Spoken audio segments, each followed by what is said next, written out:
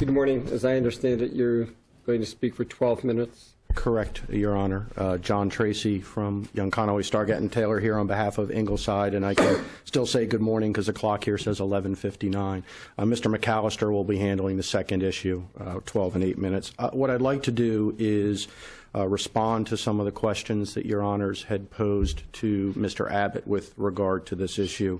One, I believe it was you, Justice Ridgely, who spoke of the citation to O'Neill, or the citation to the case that had stood for the proposition regarding comprehensive plans, that they are generally flexible except when there is specific language in those plans that designate a specific use on a particular parcel. And Judge Couch, in his opinion, did, in fact, address that issue. And I think this has been one of the fundamental disagreements between the parties on this.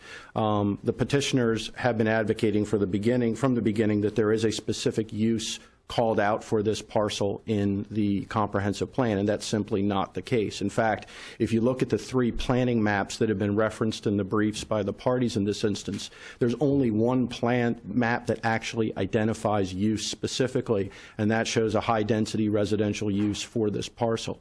The other two maps are the current zoning map, which reflected the zoning of the properties back in 2009, I believe, is when this was adopted. And does that map precede or postdate the original ZBA decision? It postdated the original ZBA decision, if my memory serves. It was enacted in between the time of the board's decision and the time that the matter was appealed and progressing the first time along. The second map, map 1, which is the penultimate map that the petitioners have been referring to in terms of suggesting this is the future land use map that's in the comprehensive plan, actually speaks to rezonings in selected areas. And you look in that map, they've selected about 6 or 7 areas where it's recommended that there be a zoning change. There's no recommendation of any zoning change for this parcel, nor is this parcel referred in any of the 7 discussions that are in the comp plan about these particular areas. And this goes to I think the discussion that you were having, Justice Holland, at the end with Mr. Abbott, the relationship between the use variance and the rezoning. Rezonings are very broad zoning tools. Not only do they change the zoning classification of the property, but they permit any use that's thereby permitted under that zoning category to take place on the property. In the city of Wilmington, that's particularly interesting because it has, for lack of a better definition, a cascading zoning scheme, whereas if it's permitted in a lower zoning classification like R1 or R2, it's typically permitted in the next one above, R3. So R3 is not just the uses identified there, but also the uses permitted in R2 and R1.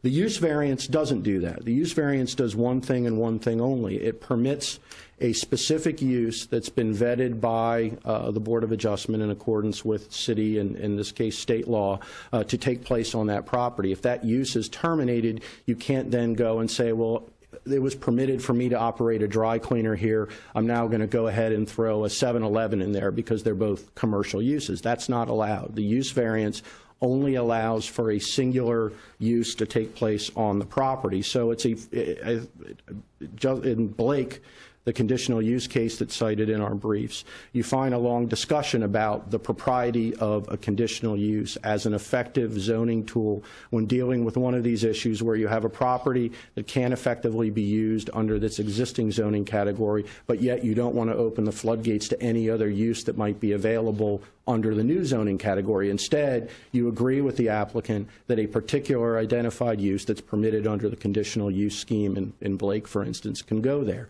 In the use variance scheme, you're presenting one particular use that you would like to operate on the property. There's the state standards that are in Baker versus Connell from this court's opinion, and they're also touched on in the CCS Investors case and the Hanley case from the city of Wilmington. There's a 4-part standard to meet, and it was interesting because I heard Mr. Abbott reference that the proposed use is out of character with this area.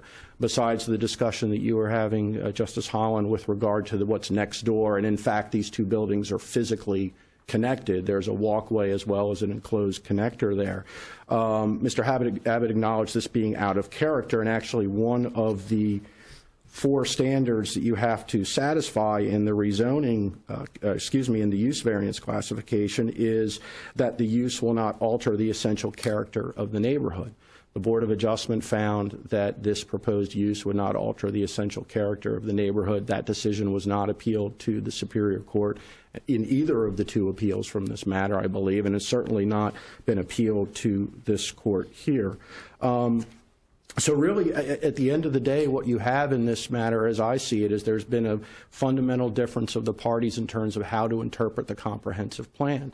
The comprehensive plan interpretation advocated by the petitioners suggests that there is a specific use called out for this property, and you cannot vary from that specific use. Our position from the outset has been this property has never been specifically identified for anything other than in the current use map, which was high-density residential. And in the absence of a specific designation, like, for instance, you would see in the O'Neill case where it was suggested that industrial and office uses were appropriate for the property.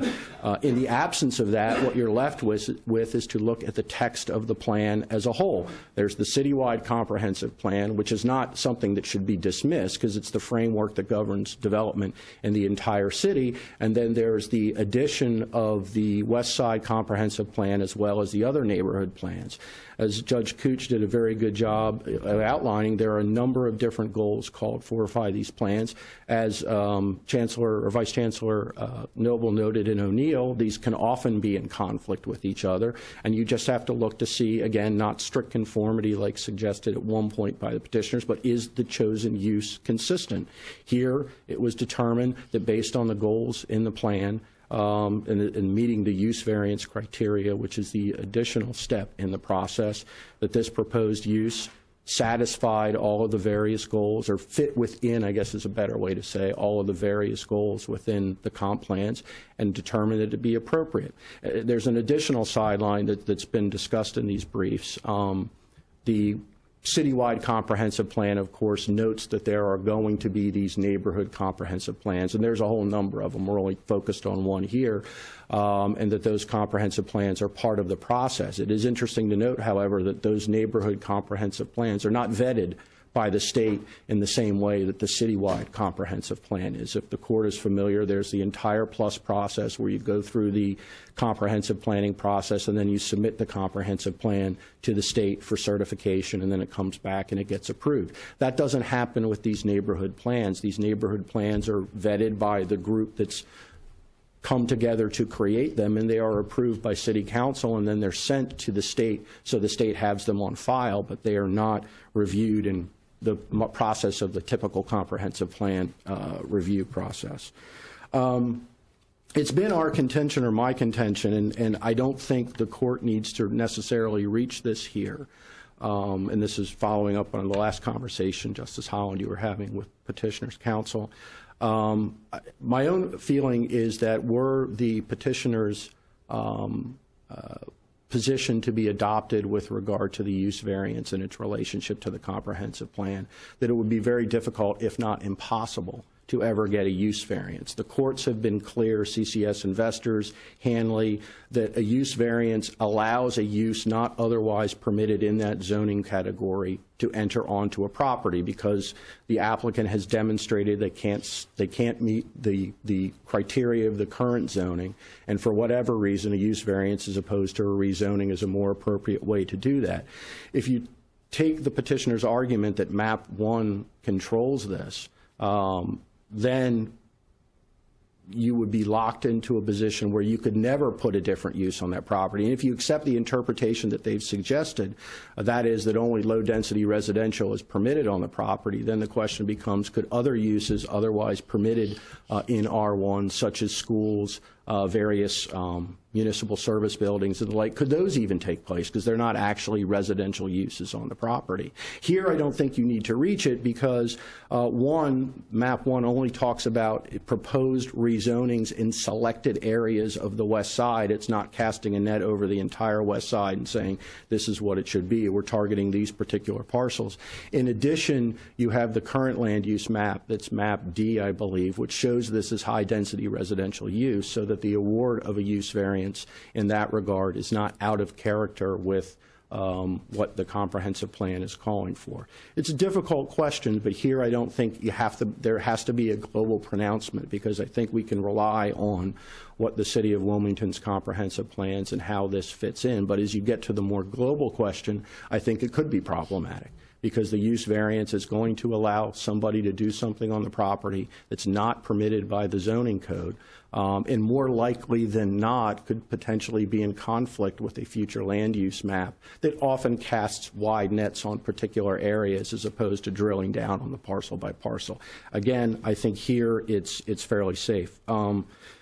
Finally, the split of authority issue, I don't think there is any split of authority. I think if the court reviews Judge Couch's opinion, what you find is that he carefully considered all the comprehensive plan. In fact, he cited, I think, the appropriate buzzwords in the various cases, particular Vice Chancellor Noble's language in O'Neill, where he talks about how flexible we should be looking at comprehensive plans. However, if there is a specific call out, then you can't ignore that.